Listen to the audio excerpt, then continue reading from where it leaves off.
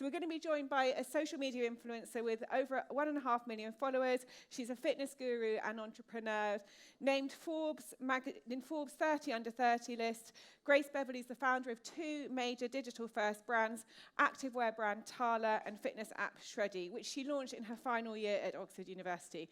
She's a #1 Sunday Times best-selling author. Can I please welcome to the stage Grace Beverley?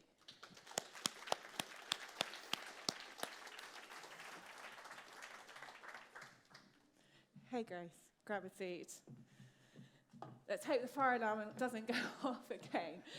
So first of all, can I just do a quick show of hands of who knows Grace or is a customer of either of her brands? This is always, I do this to everybody, it's a massive pressure moment. And who has, because I know the whole Bolt Digital team, who now I can't see them, have pre-ordered your planner. There's been a lot of excitement and talk. Where's my team who's bought planners? Yeah, there you are, look. There's more, we have multiple planners on their way. So welcome, we're super excited to have you here. Thank you. Do you want to tell us a bit about your story and where you started? For sure. So, hi, I'm Grace. Hopefully we'll not be setting the fire alarm off, though you never know. I started, I'll kind of go whistle, stop, talk. I have no talent in being concise, so I really, really will try. I started my first business nearly 7 years ago now. It'll be 7 years in December. That was in my first year at university, and prior to that, I had kind of been creating a little content online, though it was very different to the kind of environment that you see online now. So influencers weren't really a thing unless you were a kind of actress or musician, or there wasn't really digital first. And I was kind of very organically sharing my fitness journey, essentially in a way of being like, oh, I'm trying to go to the gym and keep forgetting or keep not going. And so was only really posting kind of for my own accountability.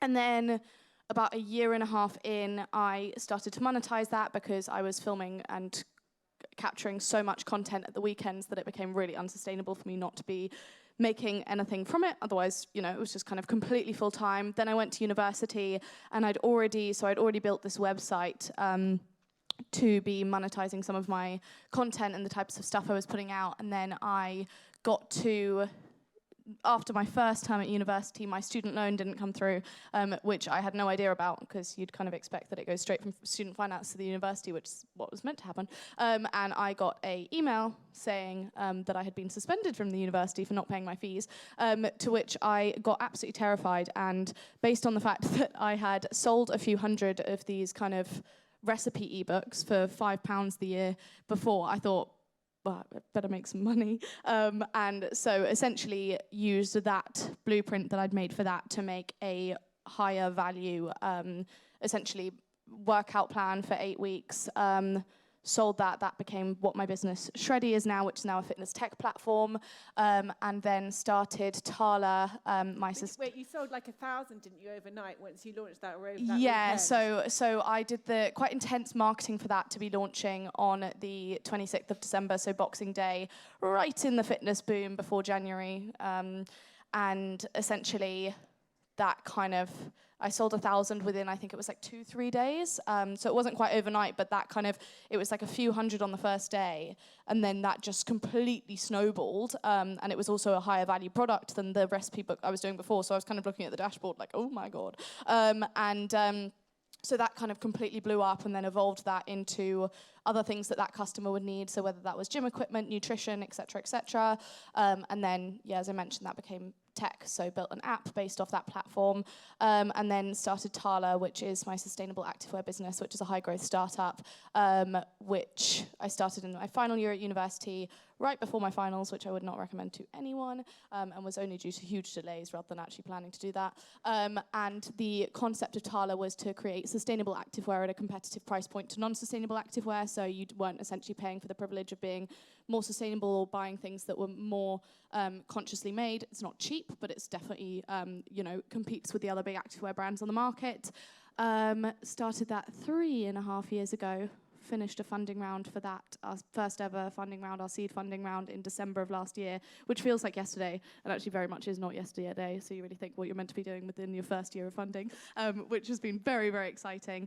Now here today.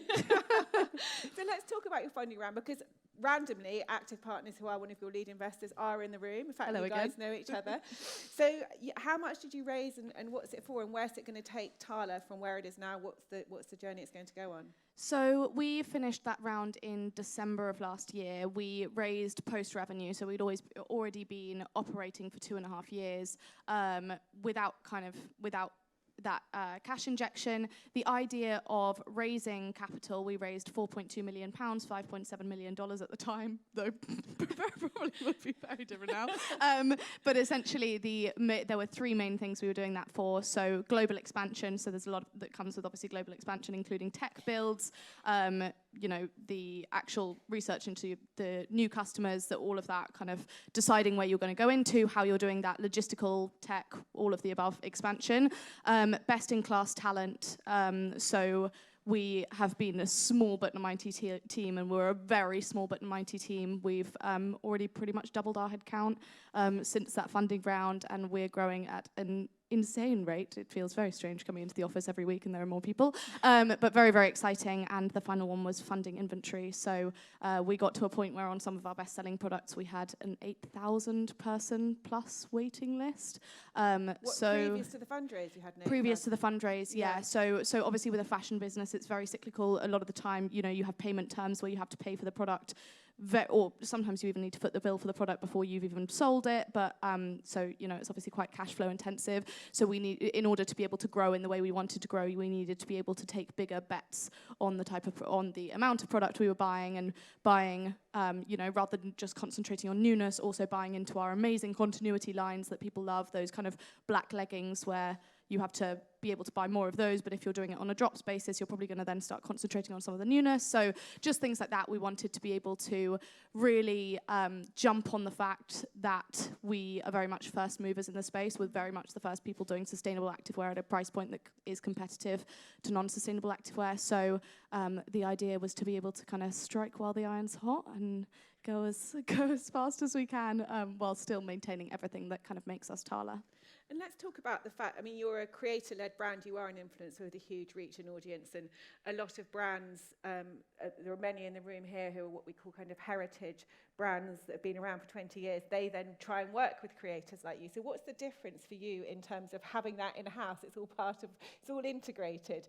Being the creator, being the influencer and launching the brand, how much of a difference do you think that has made? Yeah, well, it's a huge difference essentially in marketing spend. Mm-hmm. So we didn't have the marketing spend that we'd be using to be paying me, because I wasn't getting paid from it, because I was building the business and wanted that to, go where it could. So I very much maintain the fact that Tala is an incredible concept that resonates with people. And therefore, they know about it because of me. And obviously, there's a huge amount of advantage we're getting by not having to pay for that marketing spend. Mm-hmm. But I think there's a huge difference between influencer business that is that does well because of the person, and influencer business that the product's amazing, and so people know about the product versus the person. There's definitely a separation between you, the person, and then the brand. Yeah. Although there is some overlap there. Yeah. So there's some overlap. There's nowhere near probably as much as you'd think. The brand as a kind of concept, and in terms of its repeat custom and everything, we can see in the data that people love the brand and the product based on far more than me, as much as I'd love to take the credit. It's obviously a huge advantage, but it's an advantage that is essentially marketing spend that I guess there's a point that helps until, but essentially if you don't have the incredible product and concept, people can buy once, but they're not necessarily going to repeat in the same way, and actually lifetime value and having those repeats is obviously what drives a business to be able to be a proper business rather than being a kind of some releases of merch. And it's been really clear after 3.5 years, and especially times where I've taken, a lot of time off social media and kind of creating content and promoting clothing, as it were, that the brand very much kind of stands the test of time in terms of the actual concept and product market fit in particular as well. And what I find really interesting is I obviously work on influencer stuff, both on the brand side and as the influencer. Mm-hmm. So I'd probably say I'm as close as you possibly can be to influencer and kind of what's happening within the space, both in terms of what brands are doing and how they're working with creators, how they're working on what types of content, whether they're going for conversion versus exposure, all of these various different things, both myself as an influencer, and also, we have an influencer marketing team at Tala who works with people far beyond me. Yeah. Yeah. And of course, the association with Tala. I mean, I now see people, honestly, it keeps happening. I keep seeing people in Tala and I give them like a big smile, because back in the day, you know, it would have been, in our first year or so, it was mainly people who knew about it through me before that really scaled. And I keep giving people like really creepy smiles and they're like, no idea, which is great for me and shows the brand has grown far beyond me. But yeah. So you've talked a lot about social media and whether it's a good thing or bad thing, and the hustle culture that's been created through social media, as well as the presentation of a perfect life. And you've kind of, I think, you've evolved the way you talk and present your own life in relation to that. How have you seen it change over the years in terms of how people present their lives and the impact that has on other people? Well, I think it's really interesting because I think that platforms always kind of self-regulate, even if for a bit of time they go towards more kind of like unhealthy kind of representations of life. So like what I mean by that is when I originally started growing on Instagram, I think it was due to the fact that the way I was talking, it wasn't very much from like an do what I do type of way. It was a this is my journey, like follow along if you want. And that kind of really resonated, I guess, and you see a lot of influencers get a huge amount of affinity and kind of fans, I guess, from people being really honest and open, and just it's not coming from a point of aspiration and instead coming from a point of relatability. And I think that Instagram was always quite good at that and then got really different from that. It became very about aesthetics, very about aspiration.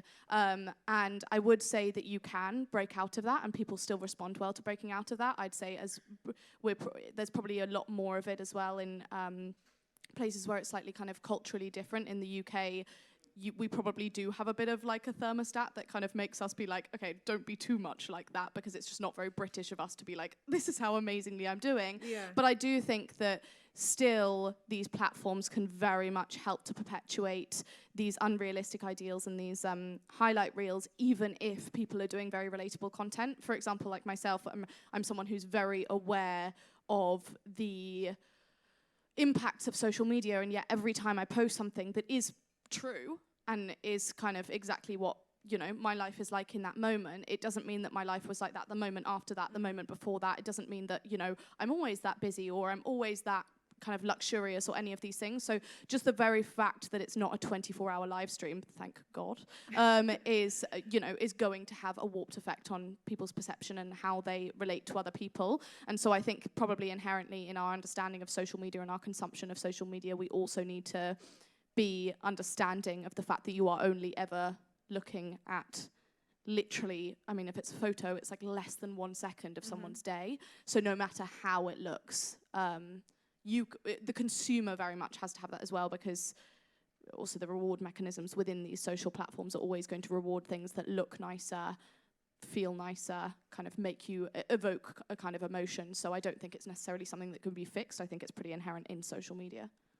And what about you mentioned there that 1 second of your day where it might look particularly luxurious or fun or whatever. What about some of the kind of more challenging moments that you've experienced as an entrepreneur? Because you've also, you know, I was listening to a podcast you were on recently, you were saying how where you are today is the sum of all the mistakes you've made along the way. What are some of the things that you've sort of that have gone wrong and that you've had to overcome? Oh yeah, I mean, there's so much. I think what's really interesting is I always get asked kind of, I talk a lot about the fact that, you know, if you're not embarrassed by your first product, then you started too late. And that whole idea of the kind of lean startup, the minimum viable product, like get something out there and see how your audience responds to it. Like it doesn't matter how, you know, it doesn't matter, I guess, how perfect it is. You obviously want to be getting a good product out there, and we obviously have really high standards for our product now, but you need to be able to learn before you throw yourself and all of your resources into something. And when I look back, I mean, and please don't, but if you did scroll through my entire Instagram feed, you would probably find some like really terrible stuff on there. I mean, not terrible, not problematic. Terrible in terms of like the, you know, like, times do change, and kind of what types of things you try and work and everything evolve with the time, and you kind of course correct by being like, oh, that product didn't really work, oh, that one did really work. And I think it's really easy to look at something from a point of view of like, social media is quite new, so people will think of my businesses as quite new. But 7 years old is not that new. And you'll look back and be able to, you'll see the sum of it now, and you'll see the glossy website and the glossy tech and like all the people using it and all of that. And that definitely wasn't always the case. So, often when I feel like I'm in the middle of one of those moments where we're making those mistakes, whatever it might be, and obviously it will never be intentionally, but they're always going to happen. You can't be, you're probably not building a business in the right way if you're not making mistakes. But I think, I always try and remind myself of like how many things have just kind of course corrected towards me. You have to be able to test things, and if you're getting all of them right, you're probably not testing enough. And you've also talked about how failure is not a full stop, it's a comma, which I thought was a great analogy, particularly as there's more challenging times obviously coming up for brands and brand owners. How have you sort of evolved that philosophy into your own life, that failure is a comma as opposed to a full stop? Yeah, I believe that's someone else's quote. I'm not sure. That sounds like far too poetic for me to be able to come up with. I don't say things in any way that kind of like comes across as nicely as that. But I do very much agree with the sentiment. And I think that it is just that kind of way of thinking that, the where you are now is a sum total of all of those things. I think most of us, if we look back and see the amount of things we regret, hopefully it's actually not very high, because it's all of those things that at the time you probably intensely regret for a few weeks, or are just so annoyed that it happened, even if you don't kind of have the capacity to regret it because maybe it wasn't your fault or any of these things.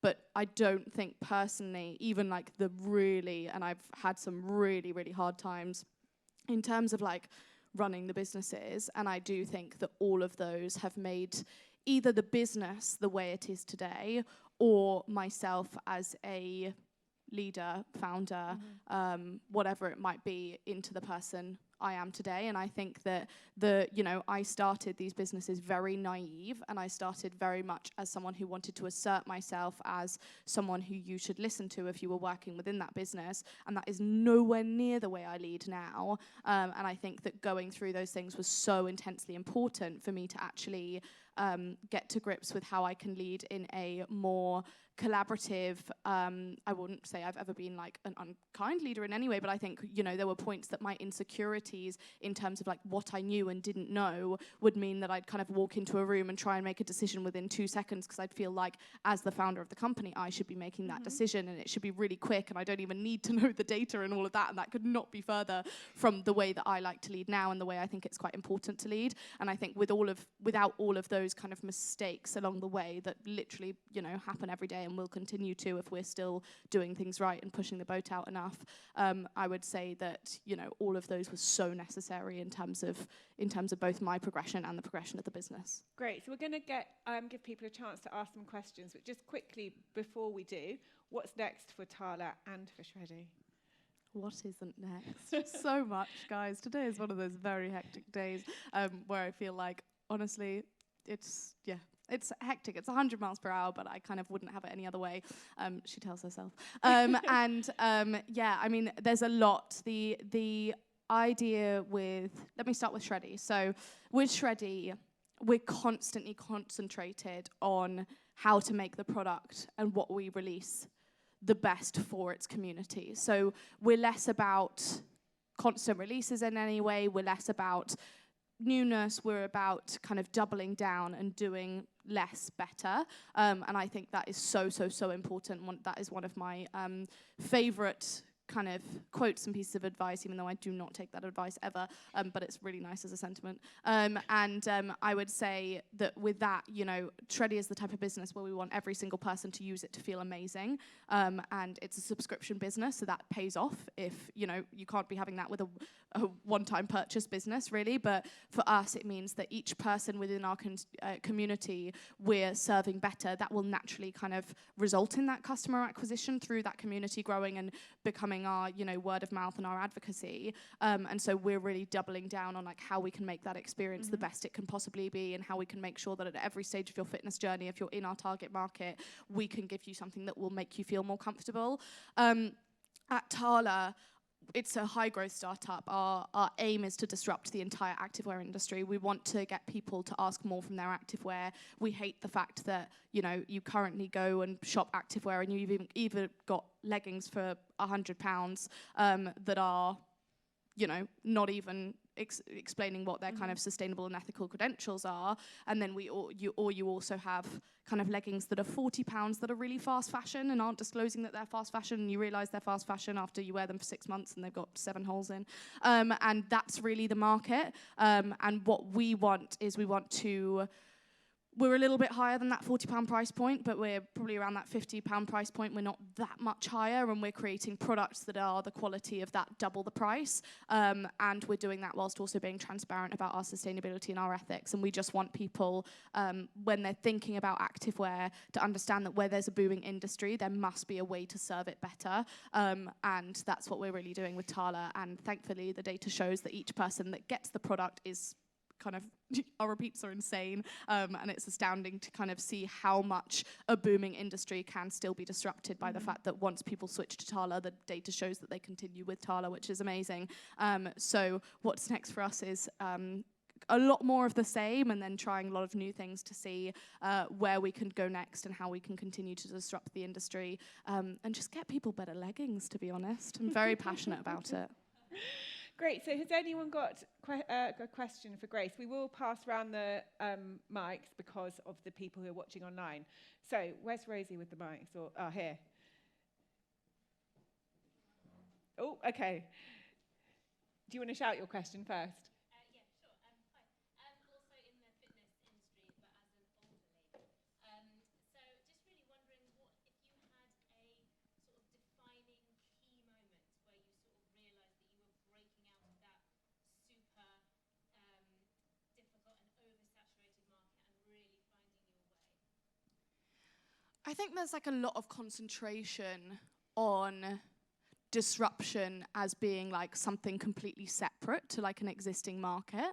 And I think what we've seen so much recently in just like small disruptive ideas that kind of topple a whole industry. So it might be like, I don't know, Estrid razors. It might be like the kind of, there are so many of them that's just like a tiny bit different from like how people do things. And I think within the fitness industry especially, for us, it's literally just been about kind of like talking to our customers over and over and being like, what makes you feel better? Like what makes you feel supported? What makes you feel like you can actually do this? Because in a space where women in particular feel very intimidated and often quite insecure, and the entire industry is literally based on insecurities and marketing to that, it's just been less about thinking kind of like, oh, huge idea, like what are we going to do that's going to transform the whole industry? More for us being about saying, you know, our original idea was that people shouldn't have to do workouts they hate to get results they love. It should be preference based and marrying your preferences with your goals and kind of getting you there. And actually, when you think about that, that's the most simple idea that you can kind of really think of in fitness, and then just be like really doubling down on that. So I guess to answer your question, it's been a very gradual journey over time to get to a point that we feel like we're really disrupting the industry. But I guess our disruption, especially at Shreddy, is all about how can we make just one person's fitness journey better, more fun, more inclusive, more exciting, more community-based, whether that's online or in person. And that, I think kind of that it's almost like we think of disruption as this like huge thing that requires a huge amount of money and requires you kind of going in and taking on the whole industry. Whereas for us in that space, it's just been like, for each one of those people, how can we kind of make it better? So that's really happened over time and just been about doubling down on community. Great. I think, did you have a question, Grace? Hang on, we'll get the microphone so the people online can hear. Can you hear me? Yeah. Thank you very much for your talk. I can feel the energy from here. It's unbelievable. Did you start just yourself and your phone? Yeah, I guess pretty much so. I mean, my first ever product was a recipe ebook, which I sold for £5. And it was entirely based on the fact that I was kind of spending the weekend like cooking 10 recipes back to back. And then I yeah, and it was just kind of like my whole weekend, and then I was working a corporate job in the week, and I decided to monetize that and wrote it kind of all out on a document, and then paid my friend £50 she was a graphic design student, to make it into something that looked relatively nice. I think we'd both look back and say that maybe it didn't look that nice, but it definitely looked nicer than a Word document. So yeah, it was really myself and my phone. I mean, the only reason I kind of got onto YouTube after originally starting on Instagram was even because it was back in the day where Instagram, you couldn't do more than 15-second videos. Like, forget carousels, forget like anything else. You literally could do like a square post and no videos. And so that's kind of like how it evolved from there. But yeah, very much me, my phone, and clearly a lot of like... And without any money for advertising? Oh, no, none of it was money for advertising. I mean, I haven't actually, for myself and my own platforms, I haven't spent money on advertising until this week, actually, when we're starting it on my podcast, which is very exciting. That's great inspiration. Thank Now, you. I have to just ask one little question about that hole in your pants. Talking about sustainable clothes, I'm just wondering where you got those trousers. Well, I think one of the... I really thought you were going to say that there was like a big hole in the back of my trousers, and I was like, well, that's really embarrassing. These trousers I've had for about 5 years, so talk about sustainability. They're not Tala. They're not Tala, no. We're well, I'd say we're exclusively activewear. We're not exclusively activewear. We make clothes for the type of person who would wear activewear. So it might look quite like activewear and feel a lot smarter. So if that sells it to you, I mean, I kind of wear a lot of that all the time. I'm actually wearing a Tala vest underneath. I won't take it off because it'll be a bit of a strange show for everyone. But yeah, so I feel like sustainability within clothing, like one of the reasons that I originally started Tala was that I moved away from fast fashion in pretty much all of my kind of everyday purchasing, or, you know, I used to shop at fast fashion, I used to shop at kind of like high street quite a lot, moved away from all of that and realized about 6 months later that all of the gym clothes I was buying, I wasn't even thinking about them in terms of sustainability, because you think of it as like essential. Like, I'm not going to work out in my jeans, so you think of it as something you need to buy more and it needs to be different. And then when I was looking at the sustainable options within activewear, there was not a single one that was anywhere near close to the price point. And actually in the UK, there was pretty much not a single one even doing the yarns. There are a few more now and they're doing amazingly, and we kind of wholeheartedly encourage the whole industry towards sustainability. But the places that were doing it at an extortionate price point. So the kind of my move to sustainable activewear originated from my interest in kind of moving to more sustainable options in terms of general fashion. And is the clothes made in England? For Tala? Yeah. No. So we make clothes at a number of different places. So we use Portugal, Turkey, Italy, China, and Vietnam at the moment. And we disclose all of the factory credentials online. Thank you very much. So I think I've just been having the sign saying we are out of time. So lunch is going to be served in a second. We've got our first break of the day. Grace is going to be around for the next sort of half hour or so if anyone wants to have a chat to you or whatever, or anyone's got any questions. And other than that, we say a massive thank you to Grace for coming today. Thank you.